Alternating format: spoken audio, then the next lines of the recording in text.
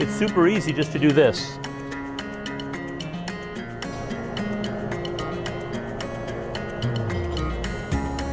And you find a pair that are kind of the same size. You know what I'm going to do? This one's a little thinner, so I'm going to put it on top. That's all we do. Now, you've all eaten this. Welcome to a space where healthy food not only makes you feel good, it warms your heart and soul with love. Learn how to turn local organic produce into mouth-watering meals that nourish your body and soul. This is the art of cooking from the heart. I'm inviting everyone rather to start this experience the way we start our day when we work in the kitchen. Now, we all do this our own individual way. The way Nicole would do this is differently than the way I do it, but in our opening employee manual on the first page, what we ask everyone to do is focus on the love in their heart. Focus on the love that you have for your family and your family has for you. Think about the love that you have for all your friends and they have for you. Think about the love that you have for Mother Earth and the love that she holds for you. And allow that love to fill your heart and then fill every cell of your being and then move out into your aura so that everything you touch, everything that you do is imbued with unconditional love. Now, when we do that, we're not focusing our love on the food. We're just being love. You see the difference? So we're being love and then we just let the chips fall where they may. In other words, we're not attempting to change anything or alter the structure of molecularly of anything. We're just being love. And then if you want to follow this with breathe deeply from your heart down into the center of the earth and then inhale up from the center of the earth through your heart all the way up through the cosmos, all the way to the Godhead and back down again. Now that's a much more lengthy meditation I like to do with that, but if we do that as well, now we're not only imbued with unconditional love and we're being love, but we're also, in addition, connected to Mother Earth and connected to Father Sky. And so that's a really powerful trio there where you are in charge and have the highest energies possible supporting what it is that you're doing. So that's how we start every day. I think we're a little bit behind on time, so I might go a little bit quicker than initially, but the first dish actually is amazing tasting, I think, and it's really, really super fast. So I think by the first dish we might be caught up already. What it is beet ravioli stuffed with herb pâté. And I made this in the restaurant quite a bit. I made it at Chocolatry many, many times. And we just do little round beet raviolis, but there's a holiday coming up in February, and I do want to talk for just a minute about that. I personally don't believe that we take one day out to show our love for people. Just the same way on Earth Day, it's not the one day that I practice recycling. Earth Day is something that I do every day to the best of my ability, and being love is something that I also do every day. And I really love giving gifts in an impromptu way, not because it has a certain date on the calendar. However, I still love the holidays. And so we'll do something special for this holiday as well. And today we're going to be making these beet raviolis, which are super easy. So I'm going to start with the beet part and then do the herb pâté part. And these recipes are going to be in your folder, so you don't really have to follow along in the recipe. They're there. I just kind of want you to watch me so that you can see how simple this is. All right? A lot of times when I read a recipe in a book, it looks a little bit confusing, but then when you watch the people do it on YouTube, wow, that's so easy, I could do that, that's no big deal. So you want to just, I've already washed the beet, and I just cut the ends off because I'm going to have to cut them off anyway because it's going to look like a heart. So it's pretty clean now. And you want to take a look at your beet and see how it kind of lends itself to making a heart. So I think the way it's going to go is like this. And so you just want to cut a little triangle out of it. And we're going to do a little modification later. Now you can do this with the mandolin as well. The mandolin for me doesn't work as well, and I like using my knife, but if you're uncomfortable with a knife, use a mandolin and it works just as well. So you want to do really thin cuts, and I'm talking like maybe 1/16 of an inch is all you want to do. Did you see that little one that I just it looks like I made a mistake, but I'm going to show you what we do with those too. Everybody see where we're going with this? And can everybody hear me? You can see how thin these are. These are like really, really, really thin. And if you can do thinner than that, that's fine. If you're uncomfortable with using a knife this way, by all means don't do it. Use a mandolin or use a knife some other way. So we're going to do a little bit of tailoring here, a modification, to make this look a little more heart-like. And we're going to dip them in a marinade.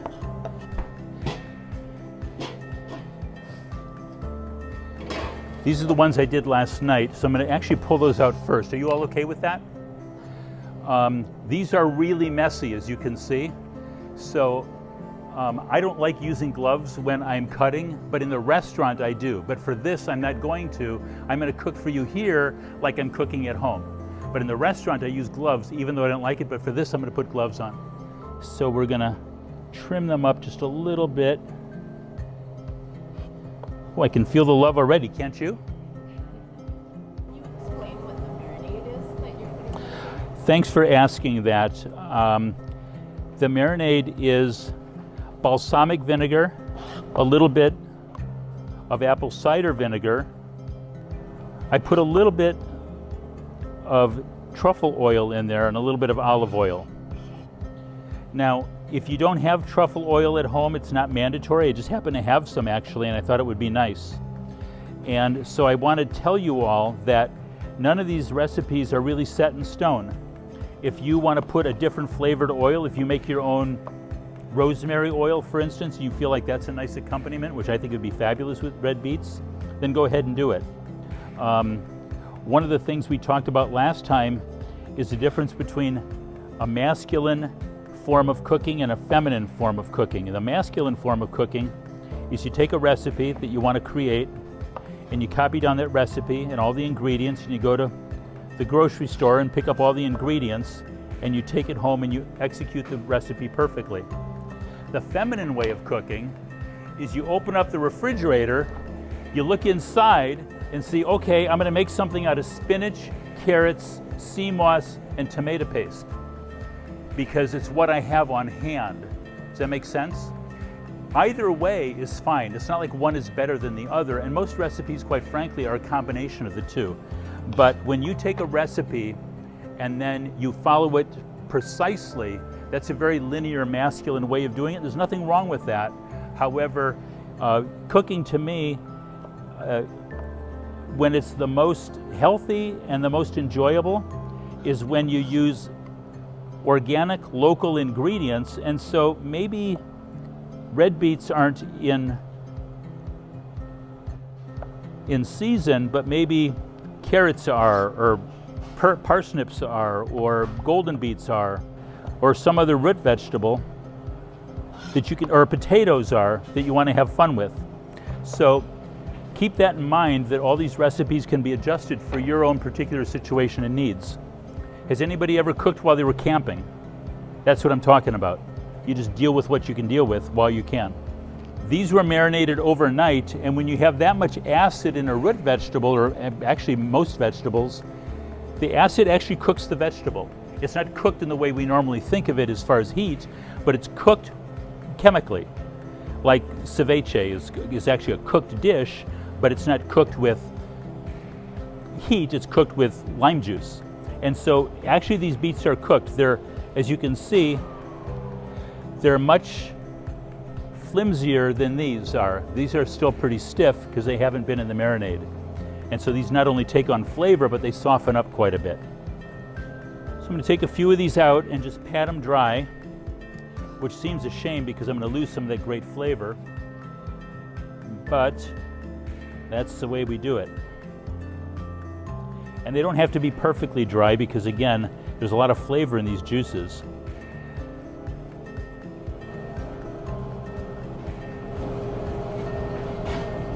I told you before I'm going to show you what to do with the little ones. We can make some really cute little ones here too. This will be really fun.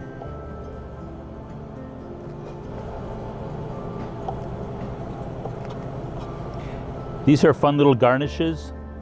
If you're serving a meal with a little salad, for instance, and you put these little hearts on top, really can be fun. These are mistakes, by the way, that I was talking about, so we can even use those up. With these beets, we'll probably roast these later or make a smoothie out of them or do something with them. But even these little ones are kind of cute. We're going to use those as well. By the way, can I show you all what we're going for? Can I pass these around, or how should we do this? Maybe should we give everybody little plates and they can take a little bite out of one, or maybe cut them in half? Let's do that. Can we have little plates and then just a knife and fork for everybody? And then I wanted to show you too, what I did with these is I popped them in the dehydrator for about 30 minutes. And so they're still warm, and it's exactly the same dish. But you might want to serve this warm with a little sauce, which I'll make later, or not. But as you can see, it just changes the color of it and the texture of it a little bit, but it's really nice. It's a really nice dish. And some people just prefer warm food. When a lot of you know about Chocolatry up in Sedona, my daughter and I started that 15 years ago.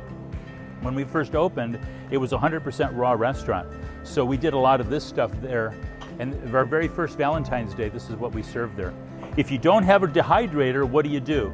You can turn your oven on to its lowest setting, like 220 or 250, and let it warm up, and then turn it off. And your oven will retain its heat. You wait about 10 minutes or so, and if you got a thermometer in there, you'll see where you're at. Now, if you want to continue to keep it raw, you don't want the temperature to be over 118 degrees. However, if that's not important, you just want to warm it up and you don't have a dehydrator, put it in your oven at the lowest temperature, like 200 degrees, and then when the oven's turned off, it'll still continue to warm up. And you can touch the plate and see where you're at with it, and it'll only probably take 5 or 10 minutes, and this will get nice and warm. It won't get bubbly and molten, but it'll be nice and warm. We're going to do the pâté now. Now, you've all got the recipe in front of you, so you don't have to worry about it, but it's a real simple recipe. It's literally got 6 items on it. Now, the sunflower seeds and the water are together here just because I wanted to make it convenient and easy for me, but you don't have to do it this way. And with the sunflower seeds, they're soaked overnight, and then the water that they're soaked in is rinsed out, and then the sunflowers are rinsed again, and then that water is discarded.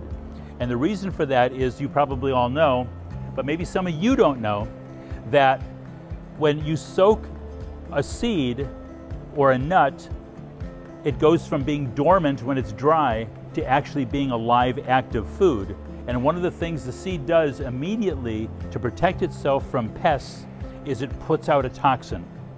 Now, the toxin is geared for aphids and little birds and things like that. So the toxin, I've never in my life ever read about some human being getting harmed by these toxins.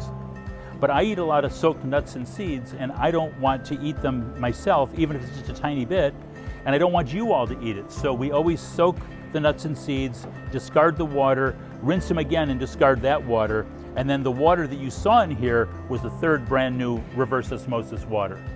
Does that make sense? Lemon juice, chickpea miso. We use chickpea because it's soy-free and gluten-free. It doesn't taste any better. That's the only reason. We're 100% gluten-free, soy-free restaurant.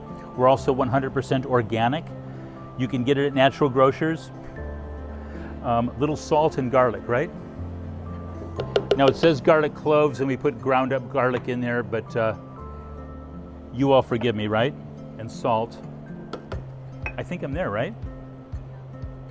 So what we're going to do is we're going to blend this first, and then we're going to put the herbs in, okay? Why do you blend it and then put the herbs in? Well, 9 times out of 10 when I make this, I use fresh herbs. Now today I'm not using fresh herbs, and I could use dry herbs and blend it now, but it's nicer for sure if you're using fresh herbs to always fold them in after the pâté is blended. And that's why I want to show you all to do it that way. So in your head, you'll know, okay, I'm going to blend the pâté first, and then I'm going to add my herbs. Does that make sense? That's a really good question.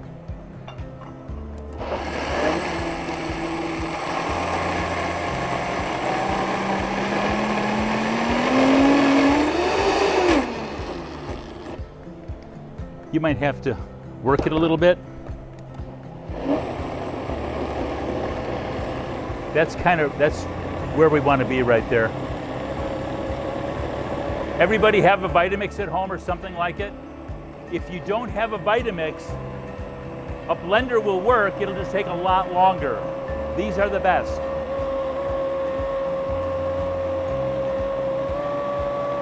Can you see the vortex going on there? Can you see it spinning? That's where you want to be right there.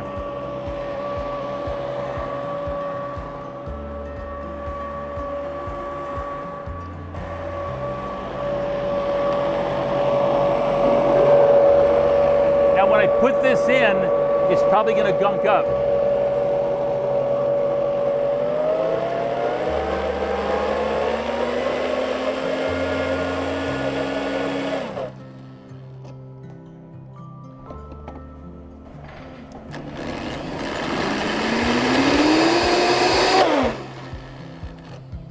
So we are going to go ahead and just hand blend it now.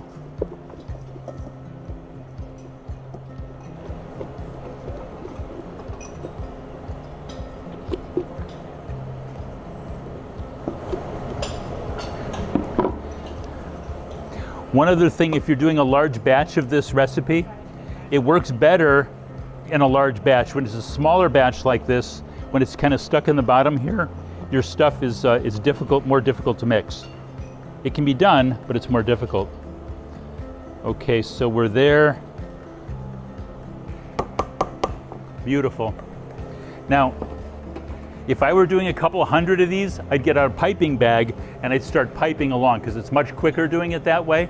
So keep that in mind. If you're doing a dinner party with 100 people or 50 people, you might want to use a piping bag, but it's super easy just to do this.